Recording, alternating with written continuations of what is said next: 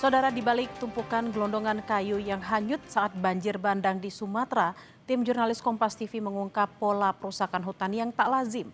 Pohon-pohon bukan ditebang menggunakan alat pemotong untuk dimanfaatkan kayunya, melainkan ditabrak menggunakan alat berat hingga pohon-pohon tumbang dan meninggalkan lahan terbuka yang diduga menyebabkan terjadinya banjir.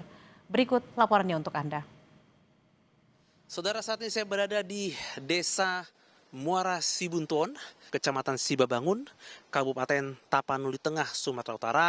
Kalau Anda lihat di belakang saya ini banyak sekali gelondongan kayu yang sangat besar dan panjang mencapai 15 meter. Namun, satu fakta menarik yang kami dapat adalah gelondongan kayu yang ada di tempat saya berdiri ini banyak yang panjangnya itu sampai dengan akar.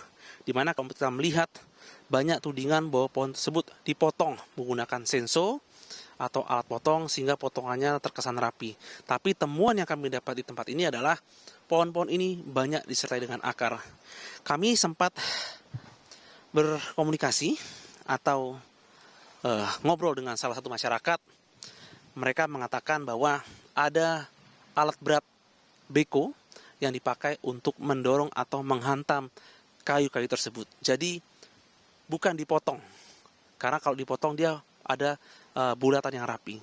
Ketika beko tersebut menabrak atau menghantam, beko tersebut saja menjatuhkan pohon di depannya, dan ini terus dilakukan oleh beko maju terus sampai membersihkan seluruh lahan.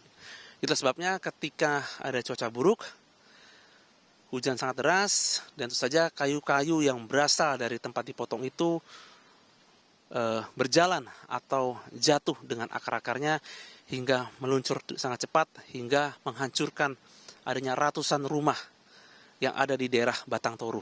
Tempat kami ini kurang lebih antara 3 sampai 4 km dari Batang Toru, letaknya lebih tinggi. Jadi inilah salah satu tempat gelondongan kayu yang diduga berasal dari atas tempat kami berdiri.